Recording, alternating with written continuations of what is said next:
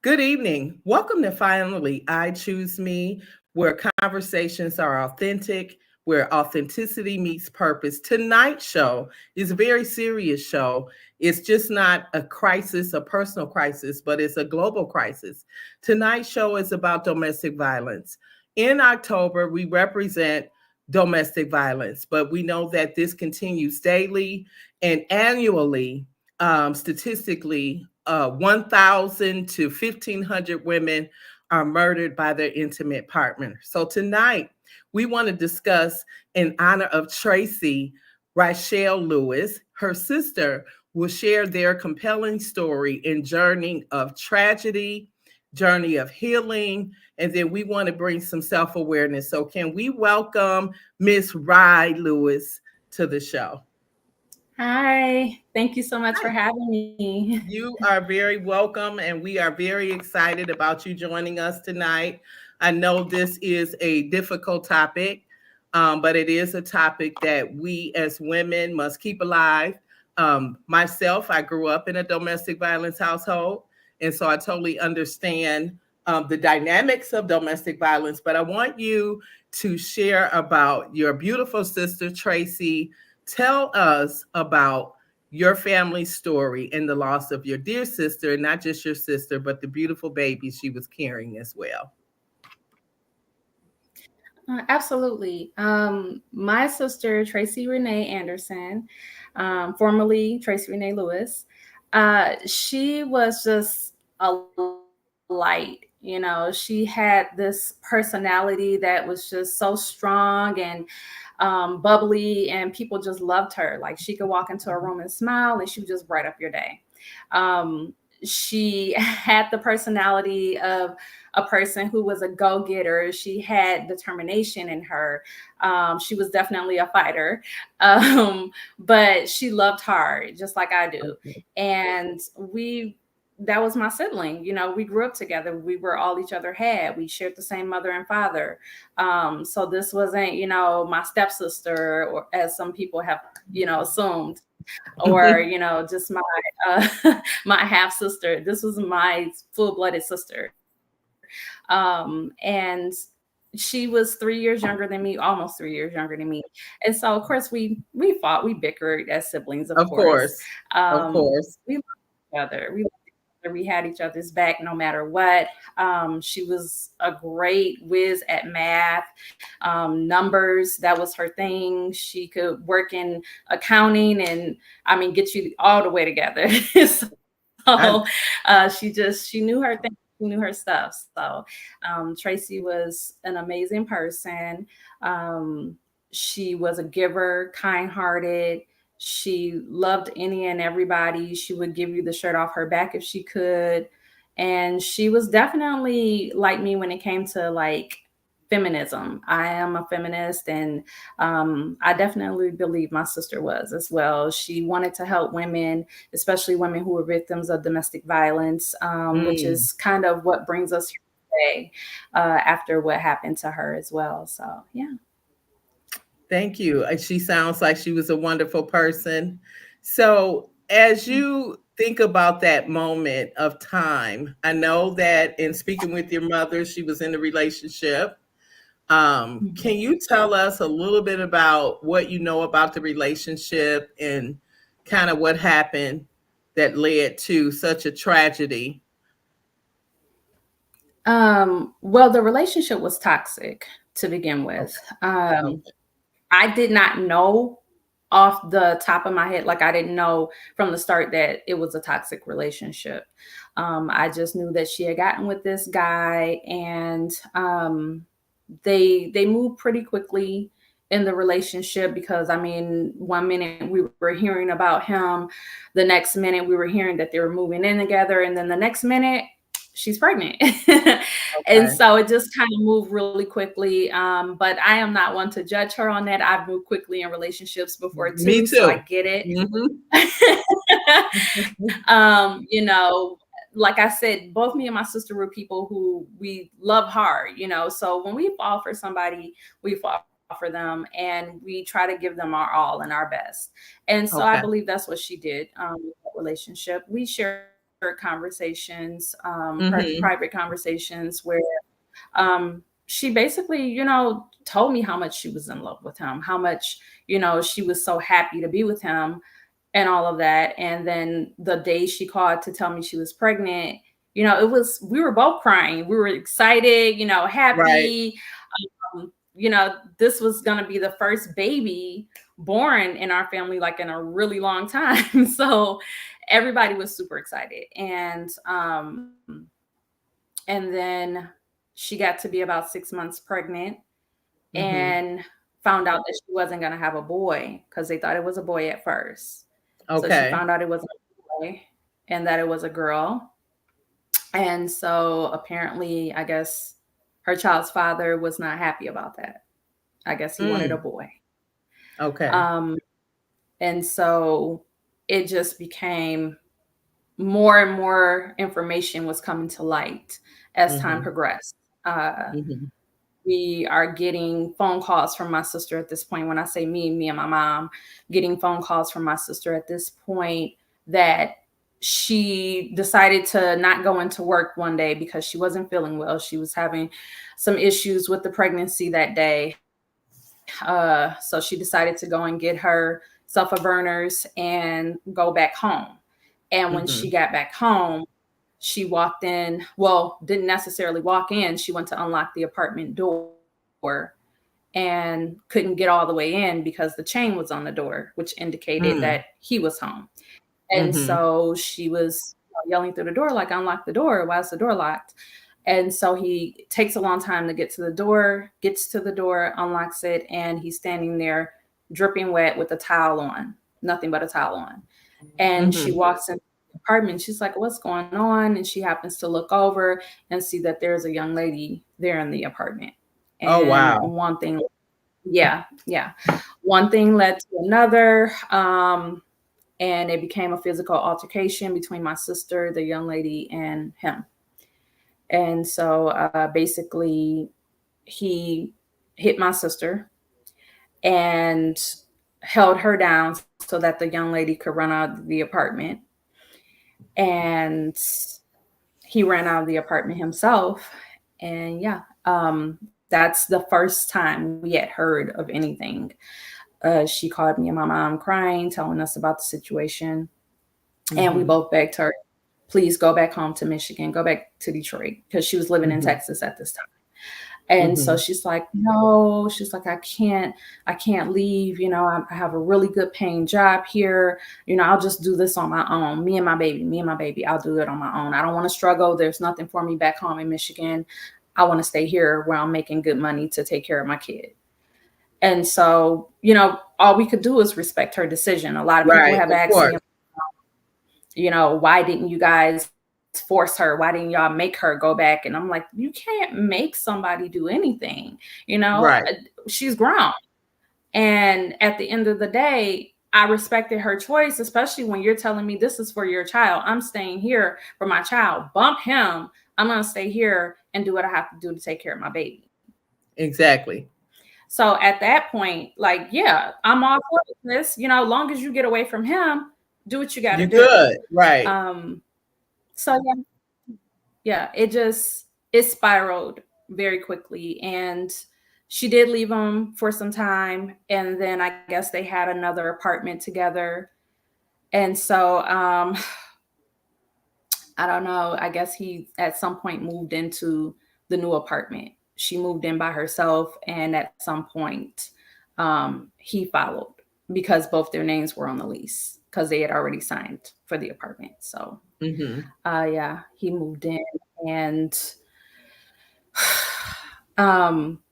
he was pretty much kind of torturing her in a way when he moved Mm-hmm. in, doing things like going in her bedroom because they had a 2-bedroom apartment. So he stayed in one room, she stayed in the other.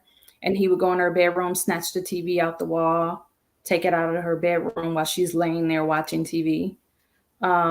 Just little petty things he would do, Mm-hmm. you know? And Mm-hmm. so, yeah, things got worse and worse. They would fight, they would argue. He had a drinking problem. And when he would drink, she didn't want to be bothered with that. So she would lock him out of the apartment. And Okay. so, yeah, that was kind of another big red flag. So when we're talking about red flags and dating and things like that, and just knowing when it's time to walk away, that's definitely one. If you're with a person who can't, because there's nothing wrong with drinking, in my opinion. I don't find anything wrong with drinking, but if Right. you're Of a course. person who can't control themselves, you drink, that's a problem. So when we're talking about domestic violence awareness, we're also talking about alcoholism. We're talking about drug abuse, because these are things that provoke people, that brings up those demons inside of them to make them this way. Not to excuse their behavior at all, because there's never any excuse. But these are people who definitely need counseling. You need to seek help before you go seek in a relationship. Seek therapy. And you can't, when a person realizes they can't have their way, that's what they do. I'm going to go drink. I'm going to go get high. I'm going to act a fool until she or he does what I want them to do, basically. I'm going to let this poison take over me, basically. There are people who have mood induced. Yeah, exactly. Chemical And there are induced. people, yeah. And there are people who have been through abuse from like childhood, and it causes them to act that way too. However, let me just say, I've dealt with abuse in my childhood from family members. And I was a person who would say, oh, I will not allow what has happened to me to define who I am. Right. I didn't get to that point until later in my adult life, because I was actually on both ends of abuse. I was the abuser at one point, and I was the abused. And so that's why I can speak. And no, I didn't want to cut. I think that was very courageous for you to say, as a woman, that you were also an abuser, because a lot of times we think domestic violence is just about women, but men get abused as well, but they probably don't come out and speak about it. And so I just wanted to commend you. Can you share a little bit about that, if you don't mind? Like, what did it mean for you to be the abuser? What was your behavior? Because it's a pattern of learned behavior. And so as an abuser, yep, exactly. How did you show up as an abuser?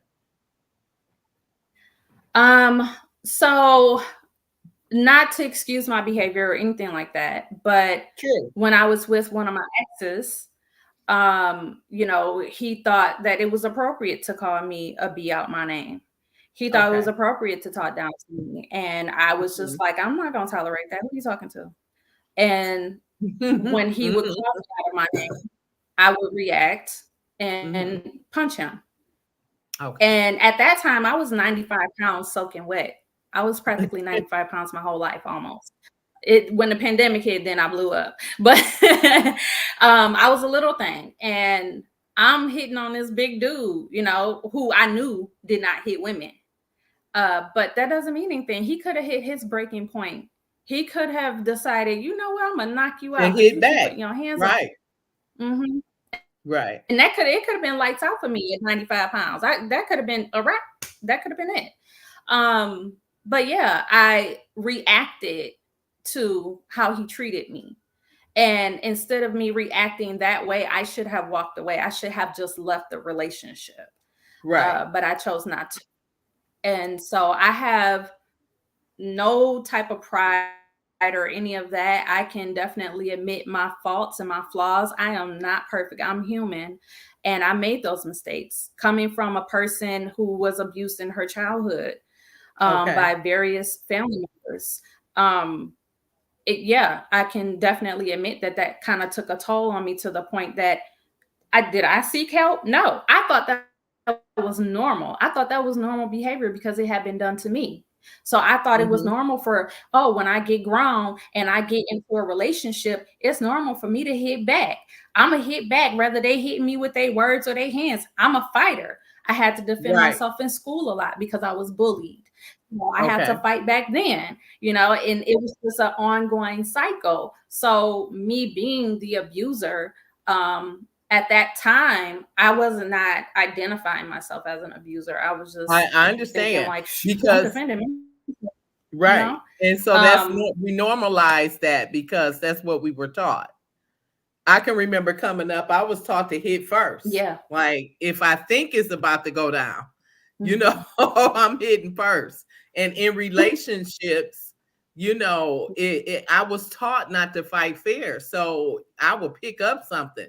But because I grew up in that environment, if you think about the origin of the behavior, that's what I saw.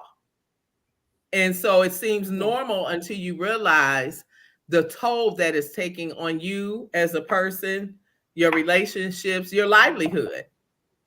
And so I just wanted to Yeah. pause there because rarely do we hear the woman say, I was the abuser. And so I Yeah. just, celebrate you for sharing that. And that's when healing has occurred because we usually don't tell the parts of us that was not that was toxic. Rather, we always talk about how everybody Yeah. else was toxic, but we don't talk about our own toxicity. So Mhm. moving towards Tracy's story, Mhm. how did that unfold? How did her story, or what happened with her by her being in Texas and you and your mom being here in Michigan? How did you all discover what occurred? So actually, at the time when Tracy's story unfolded, my mom was living in Michigan still. I was actually already back here in Arizona, where I'm at now, Okay. with my ex-husband. And Okay. we had honestly just moved from Arizona to California, where my ex-husband was from, Okay. so that he could pursue some things for his children. And then we ended up coming back. And 2 weeks into us coming back, my sister's story happened. And let me just say this before I start on that. Um, so Tracy and I were not speaking when she passed away. Mm. Mhm. Tracy and I had a falling out Mhm. because I was sick and tired of this man hurting my sister. Mhm. So I sent him a message on Facebook Messenger and let him know that if he put his hands on her again, I would handle him myself. He Mhm. didn't see the message, but she did. And so she called me and she was like, "You do not address the father of my child that way. You're uninvited to the birth. You're uninvited to the baby shower." And she hung up, and Oh that wow. was the last book. So, Mm. I'm sorry. so this, yeah, it cuts really, really deep for me. Of course. But I've healed from it. I know that my sister knows that I loved her. I love her, and that I would go to the ends of the earth for her. I know that she knew I just wanted the very best for her, and I was trying to protect her. Mhm. So when her story unfolded, I will never forget the day. It Of was course. March 23rd, 2014. And my mom had reached out to me. It was a Sunday. My mom had reached out to me and she said, "Hey," she texted me, "Hey, I'm sure everything's fine, but I haven't heard from your sister for like a whole day. And so I'm a little worried. So I'm just letting you know I'm going to call the police and see if they can do a welfare check. You know, she's all the way out there in Texas." And I said, "Okay, yeah, just let me know." And so she said, "Okay." Well, my ex-husband and I, we were still together at the time. So we had gotten together and went on to church and everything. And I was in church service that day. And this was a new church. We hadn't been there before, we were visiting. And I remember I just started crying in the middle of the service. And I didn't understand why. I'm like, why am I feeling like this?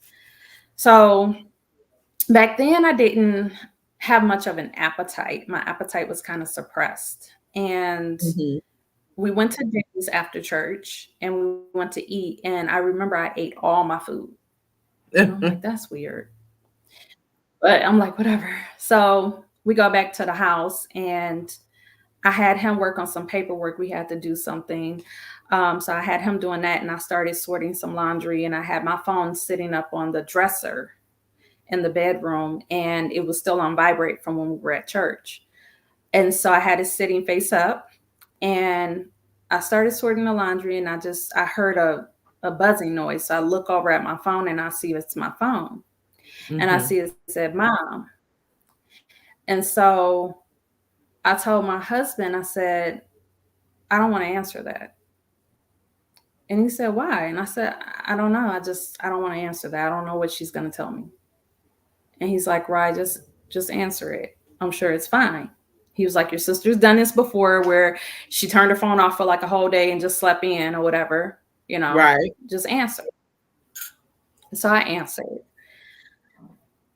And when I answered that call, that was a sound that I never wanted to hear again in life. The way my mom was screaming. And all I heard her say was, he killed her. And I don't remember exactly what happened after that because I blacked out. And all I know is that my ex-husband was holding me when I came to. So he caught me before my head hit the floor. And I started getting phone calls like crazy from people I hadn't spoken to in years. I had a brand new number. I don't know how these people got my number, but they were calling me left to right. I'm so sorry. Call me right now. How you doing? How's your mom? And I'm like, whoa, wait a minute. And I'm thinking I'm waking up from a dream. Of course. And I'm like, this can't be true. This can't be real.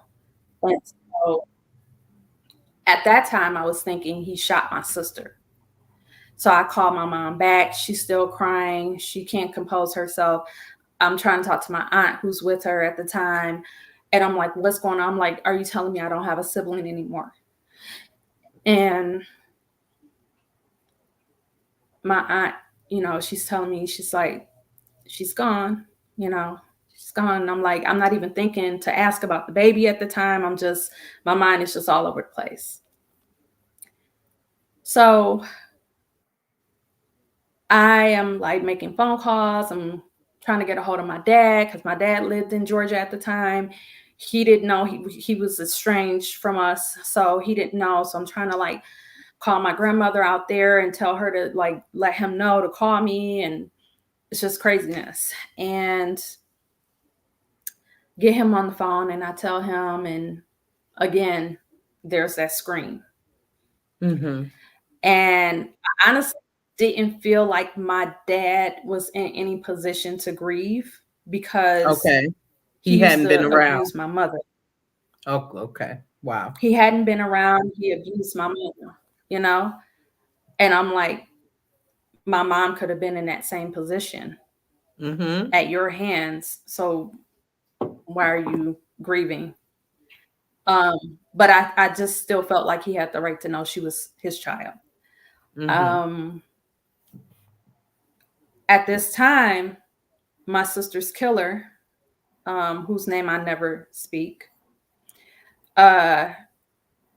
he was not found. He could not be found. And so the police called me and I said, what do you mean you're looking for him? You're concerned about his safety. I said, he's the one who did this. And they said, well, how do you know he did this? I said, I just know. I know that he did this. Well, he's a missing person. I said, I don't care. He did this. So later that night, I'm still like just sitting on the floor of my bedroom at the time. And my husband's sitting in the bed and he's trying to like look up information online and stuff and see what he can do. I get a phone call from my sister's job, someone at my sister's job. And she's like, oh my God, I'm so sorry. I just wanted to, give my condolences. Tracy was such an amazing person. She's like, I just cannot believe that he would stab her to death. And I lost it all over again because I thought that he had shot my sister. I didn't know he stabbed her. Mm-hmm. It wasn't until later at the 13 times in the stomach, taking the life of my niece.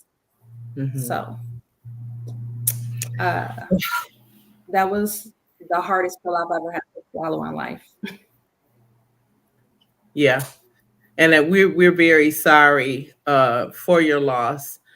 This type of trauma and tragedy, you can relive it for the rest of your life. But again, we thank you for you just sharing. I know this isn't easy. Before we go to break, how did this story come to TV1?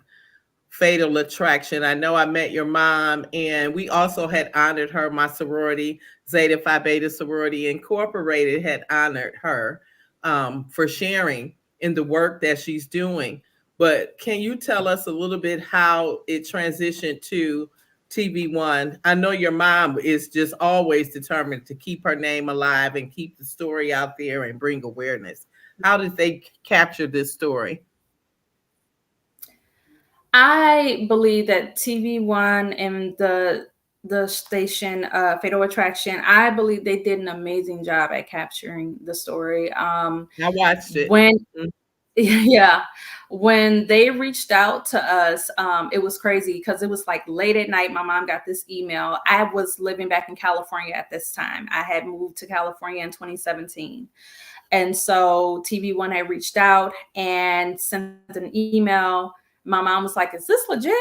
And I'm looking at it. Luckily, I had friends who worked for TV1. They were producers over at TV1. And so I reached out to them and they were like, "Oh, yeah, that's legit." And I thought they had said something to them. And they said, "No." I don't know how they got the story, but they got it. And they asked if they can cover it. And they did. And they did just an awesome job. We really appreciate them. So how did that impact you watching it on TV1? It made me emotional, just as emotional as it was to be interviewed by them. Both me and my Okay. mom were interviewed by them for the documentary, and just watching it play out, her whole story just it really brought me to tears and brought me to my knees Mhm. because that was my sister, you know. Of course. Of Um, course. Of course. So first of all, you got to know you're a strong queen tonight for sharing this. And we want to bring awareness to domestic violence. At the same time, we want to keep Tracy's name alive in honor of her life. So, what we're going to do, we're going to take a break. When we come back, I want to talk about what are some signs. I want to talk about this love heart thing that we do as women. And then I want to talk about the nonprofit and some signs and symptoms. You know, what should women do at the first sign of domestic violence? When we return, we will finalize those areas and talk further. Join Dr. Crystal Eason every other Sunday at 7 p.m. for Finally I Choose Me, where your purpose and authenticity join together. We look forward to you participating in the discussion. We agree with God about who we say we are. Please join us.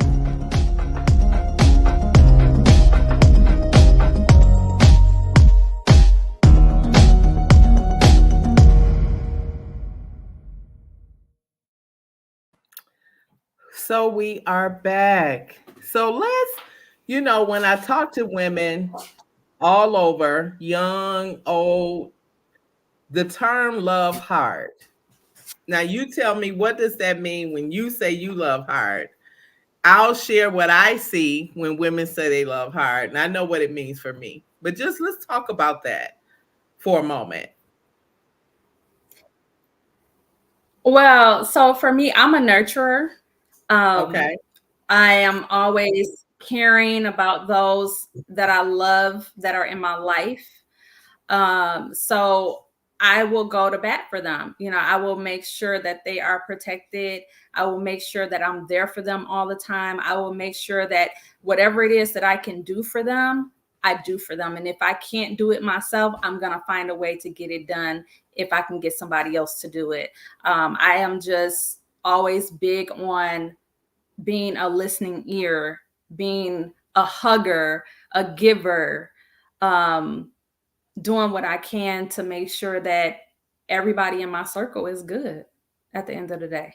So your love heart is, I love everybody heart, but as it relates to as it relates to intimate relationships or dating, what does that look like? I said this is the show for authenticity. We tell the truth here. So, true. I am clingy. That's my love heart. Okay. I'm clingy. You know, I love smothering and kisses and just being all over them. And yeah, I would sit there and I would hug on my man and smell his neck. Like that's my love heart. You know, and I can be over the top. I know I can. I accept that. But at the same time, I don't apologize for it. That's me. You know, I know how to give someone space if they tell me they need it. But I will still, I'm back in like 5 minutes probably. Like, what you mean? So clingy, is it? You just fun, clingy with it and not feeling, because some people are clingy because they're afraid or they're insecure about something. Like I wasn't clingy, but emotionally I could probably become attached, but my non-clinginess comes from where I come from, you know, just no affection. So you can't give something that you don't have. But love heart, what I see today, especially in the younger generation, is they think to some degree, if there's a young man that's chasing them or going off or, you know, giving them this toxicity, that means, you know, he has a higher level of love for them. And so there's a toxic love heart that can blind you of the signs and symptoms of a dangerous person. Yes, so that is true. That would not be me. I have seen some friends in situations like that, and I would always get confused as to why you letting him control you like that. But see, the abuse that I went through, because I've also gone through abuse as well, and the abuse that I went through was kind of opposite of that, where it was controlling, but it wasn't like that. Like I didn't feel like, oh, I have to hurry up and go and do and be, because if not, he gonna act a fool or he gonna leave me or nothing. No, it wasn't like that for me. Mine was physical, verbal, emotional, of course. But and the reason why I didn't walk away is because, like I said, again, that was normal to me. Like, oh, okay, this is how you want to be. Well, I'm gonna be right, you know, right like that, right back with you. But as far as that part goes, just to share, I have recently been involved in a situation where a guy did try to do that to me. Okay. But because of who I am and where I come from and what I experienced with my sister and knowing my mom and my aunt and all of them and what they've been through, because it's a generational curse dealing with abuse. I was able to walk away. I was able to say no more. I didn't try to allow him to think that he had that control over me, that he could manipulate me in that way. So I could walk away from that situation. And I want you to say this instead of what you said. It's a generational curse. I want you to say it was a generational curse. Oh, it was. Definitely. When I say it's, I'm saying for a lot of people, not just me. I know. Who are dealing with abuse. Yeah. You saying put it in the past? Yes, ma'am. Yes, ma'am. Yeah. But it's learned behavior. And a lot of times that's like the woman, you grow up and you have an alcoholic father and you say, oh, I ain't dating a man that's an alcoholic. But then you do. You date nothing but alcoholics, as a matter of fact. And it's the same thing with the domestic violence. I've heard women say, oh, I don't know why I keep attracting men that hit on me. But at the same time, we're victimized, but the world does not see us as victims. They see us as provoking the domestic violence, even with law enforcers, and then women change their mind. They don't press charges. And so they don't even take it serious, even though statistics show 1 in every 3 women are abused at the hands of a partner. Yes. And so I just wanted to clarify, loving hard in terms of how you put it, it's okay. But loving hard at the expense of ignoring the signs. So can we talk about some of these signs that he may not have even hit you yet physically, but the emotional signs? Can we talk a little bit about what those look like? Yes, please. So the signs and what leads up to the physical abuse is when he's talking crazy to you. If he's telling you to shut up, if he's telling you shut the F up, especially, if he's telling you, so let's just say, here's an example. You're in a relationship with someone and this is your person. They going out of town on business, for work, whatever. You knew that they were taking a flight. You haven't heard from them. So you're calling them to check up on them. Make sure they got there safely. Oh my God, yes, what? Why are you calling me? I'm calling to check on you. I love you too, To me, that's a red flag. Because why are you upset that I'm checking on you? Like, I have not bothered you all day, and I'm just trying to make sure you're good. So hostility. If it's only okay for them to, exactly. If it's only okay for them to call and text you when it's convenient for them, but it's not okay for you to call them or text them, because if you do, then that upsets them. That's another form of hostility. That's a red flag. Let's also talk about the fact that if they are belittling you in ways that it's not like they're doing it directly, they're kind of doing it indirectly. Oh, you're not smart, or you wouldn't know nothing about that, or you can catch on, or little things.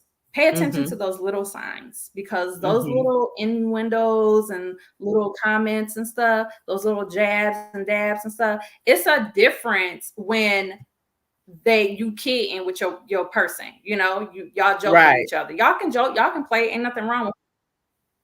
But if he's doing it, or he or she, if they're doing it in a way that is causing you to feel bad, it's not play no more for you.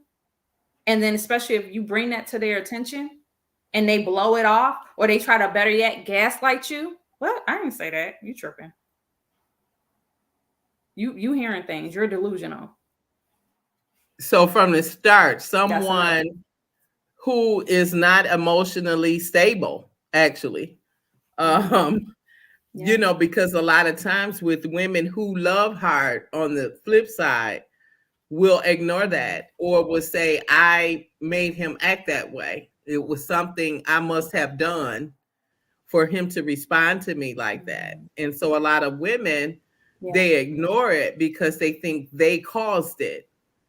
And so in domestic violent relationships, a lot of times women, even once it leads to physical, they stay in it because they think, oh, I should not have asked him that question, or I should not have pressed that issue, or he's had a rough day at work, or, so it's never the fact that this is just simply violence and abuse. They do a lot of self-victim blaming. Exactly. And that's what I want a lot of victims to come to realize and understand. Stop blaming yourself. It wasn't you. You didn't do anything wrong. Mm-hmm. I don't Mm-hmm. care if you said something that might have insulted their ego. You didn't do nothing wrong. You're Mm-hmm. human. You make mistakes. We all make mistakes in life. And you're entitled to your opinion. You're entitled to freedom of speech. We're in America. Absolutely. Whatever you want. If he or she can say whatever they want, you can say whatever you want. And don't back down to anybody. Don't become an abuser. Absolutely. But don't back down. That power and control wheel of domestic violence. You know, it's a power, and a lot of times women won't leave a relationship because, oh, I can't afford it, or I don't have anywhere to go, or I have his kids, or I'm afraid. I'll have to change my lifestyle. I won't have a car. What do you recommend to women, young ladies, who know that they should leave, but they're afraid?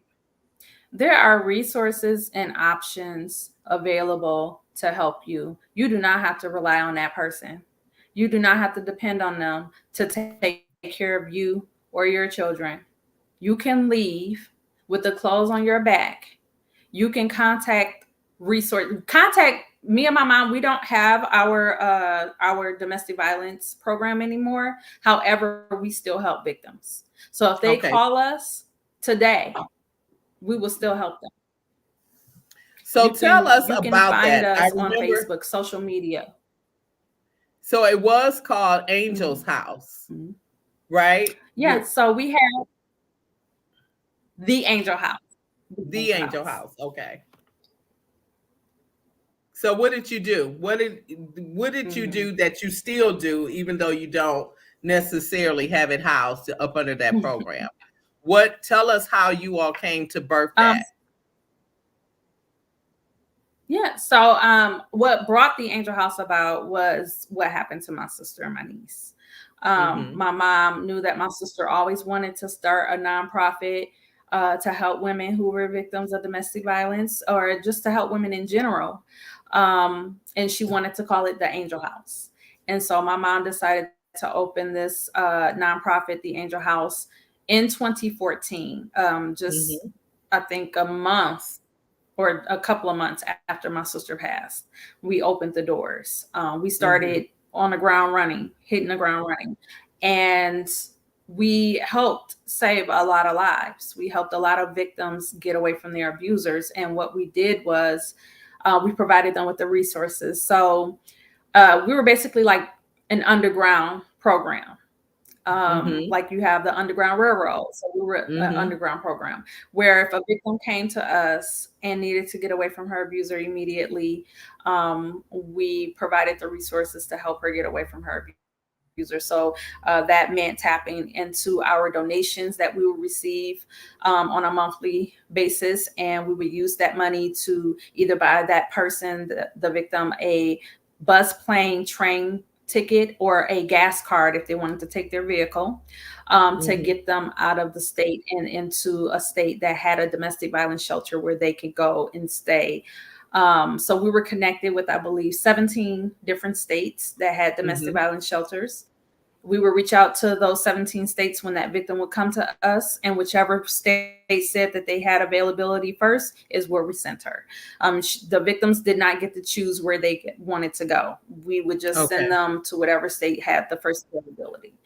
And so if we gave them a gas card to drive their vehicle, we would make sure that the Michigan State Troopers would escort them until they got over into the next state, into safety and out of harm's way. Awesome. And so you and your mom still, I know your mom is so passionate. She give out kits. I got little kits that your mom has passed out, little weapons that ice picks. But one of the things, I am the state director for domestic violence for Zeta Phi Beta sorority. And one of the things we're thinking about is creating like when women are out maybe drinking or whatever, or something where there are signs maybe in the bathroom, or, to let the bartender know, like create codes or something so that they can have quick access to help, because it's still happening, and it's happening. I've never seen Yeah. so many in our culture, in other cultures, die at the hands of their partner. And there's nobody talking about it. We talk about everything else, but we don't talk about domestic violence and the reality of how it impacts the lives of people. Even children who are witnessing domestic violence grow up angry, defensive. So I just really commend you to continue to do this.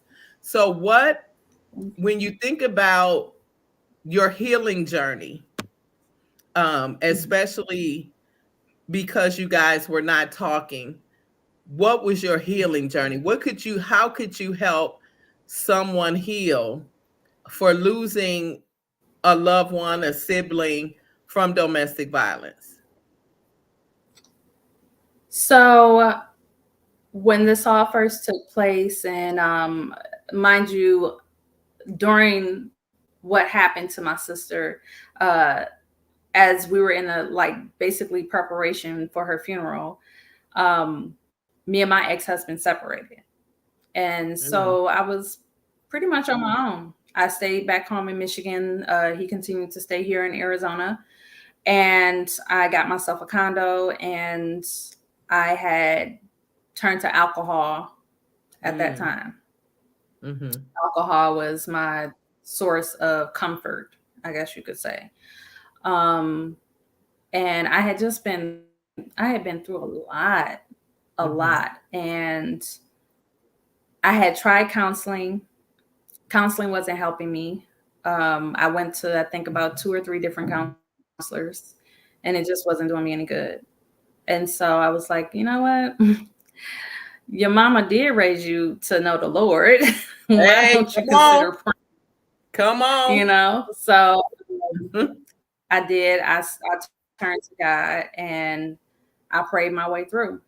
I did not have the proper circle surrounding me at that time, too. That's important. I had people in my circle, and when I say people, I'm talking more so of family, so-called family, who sat there and would watch me self-medicate with alcohol and would feed me the alcohol by bringing it to me.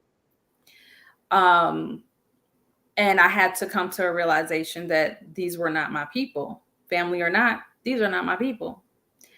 And so I had to cut them off, and I slowly began to cut off a lot of people one by one as time progressed. As years went on, I think I cut some people off just last year. But it continues.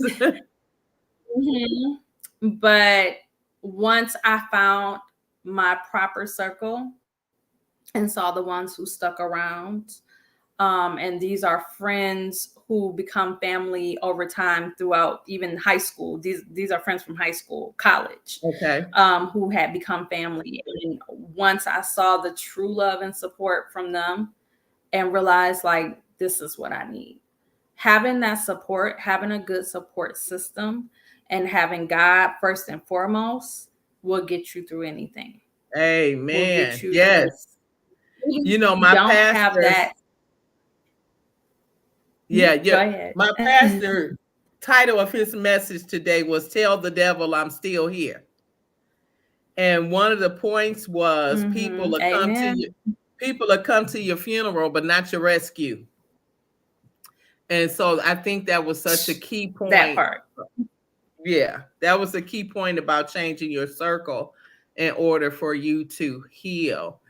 So I am just really so honored to have this conversation. And I think lastly, before it ends, what would you, to live out your sister's legacy and your niece's legacy, what else do you believe you need to do? I believe I need to just keep living and keep helping people, keep being a caring, genuine person, because at the end of the day, that's what my sister would want.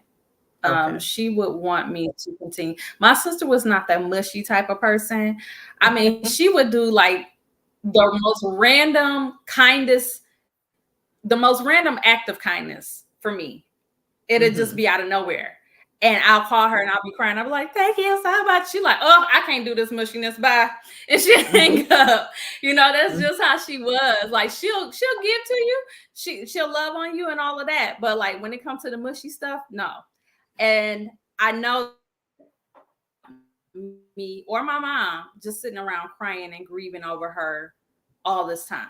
She will want us to get out there, to live life, to continue being us and being givers and doing what we can do to help other people.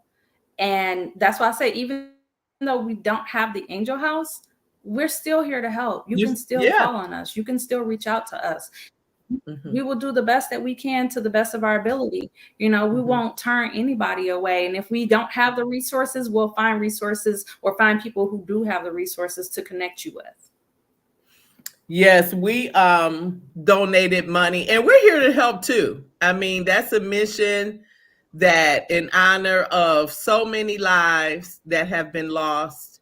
And I like what you said, just keep living and keep giving and keep being authentic, keep representing your sister and niece.